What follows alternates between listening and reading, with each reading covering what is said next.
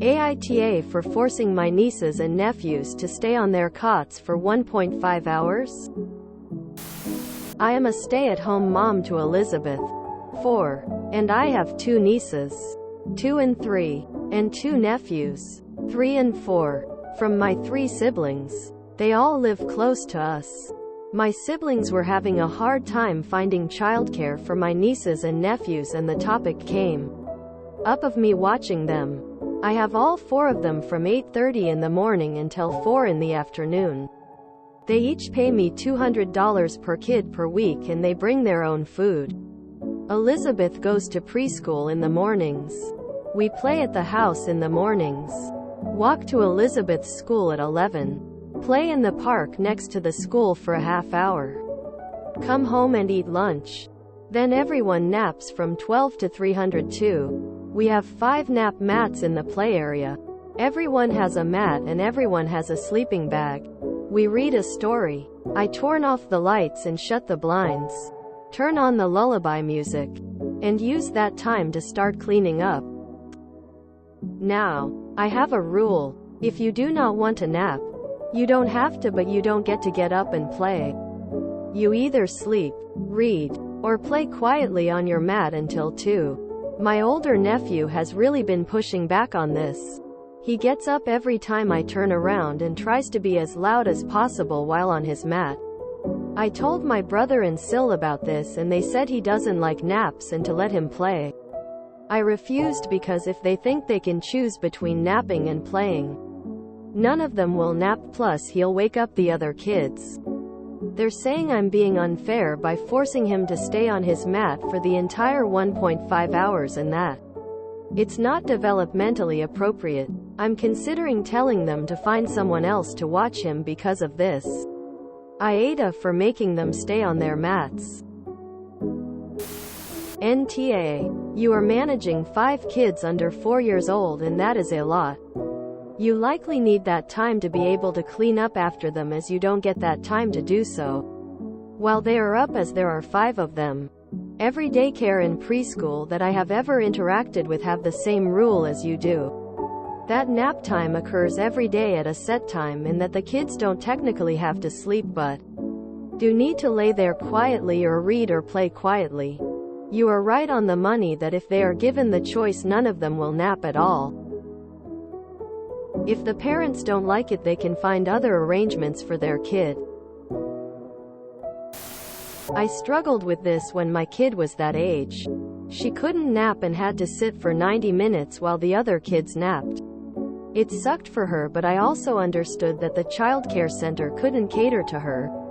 I find a different place inside a home daycare where she was allowed to quietly play, watch a bit of a show, and do activities independently while the home childcare worker cleaned up. It worked for everyone, thankfully. And she stayed quiet and wasn't disruptive. I grew up with that rule. GP suggested it to parent. Staying in bed still rest and helped household harmony. A sleep-deprived or pressurized parent, or carer, is a stressed parent. You could, however, start letting oldest help you with tidying up.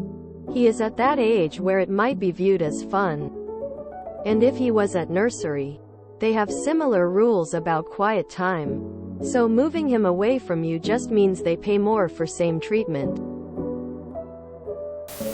NTA. And I can see why with 5 young children to mind you need structure.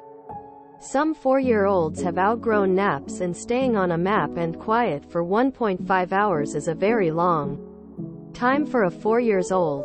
You may need to decide if the situation still works with so many kids at different development stages to cater for. Could you bring him out to a different area in the house to play quietly or watch a TV show with headphones for that time period?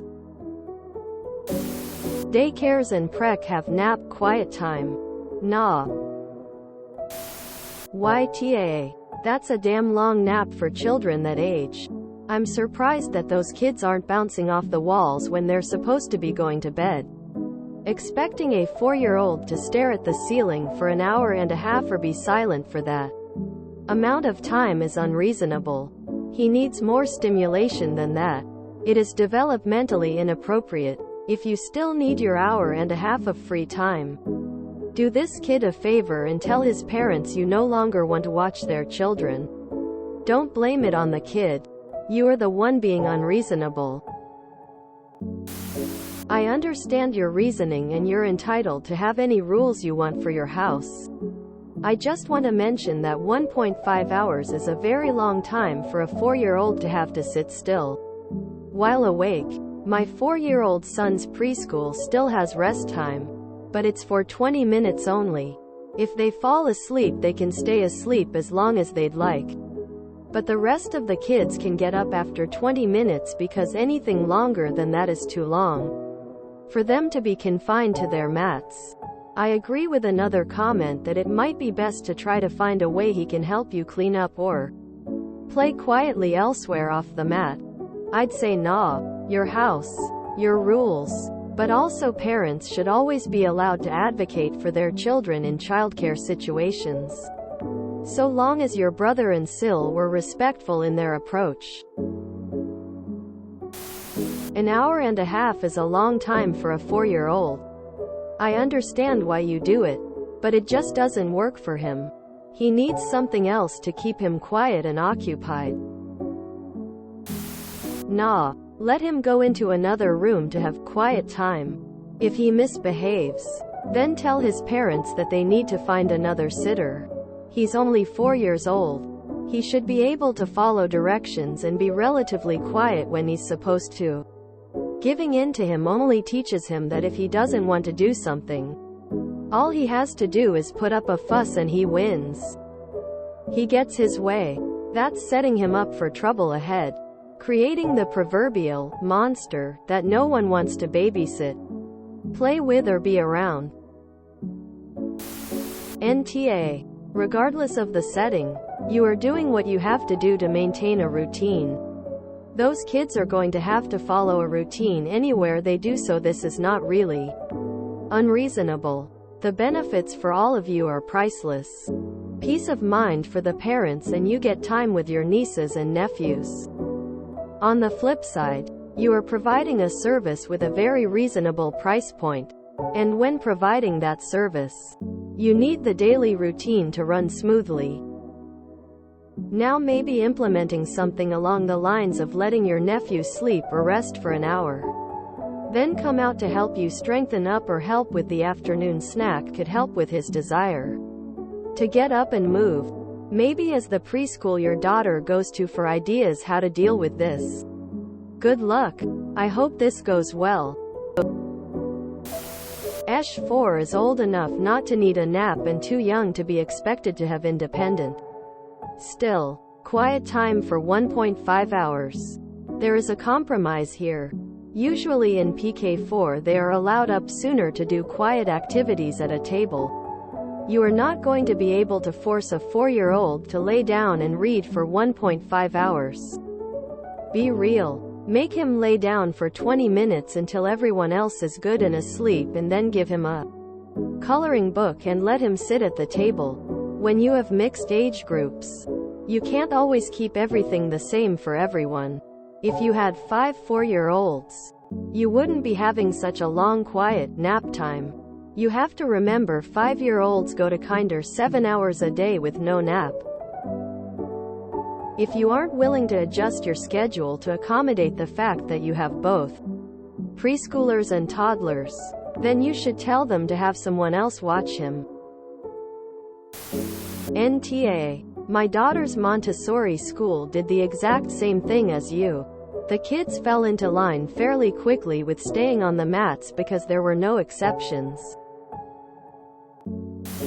NTA. If they would prefer to find other childcare arrangements, they are welcome to.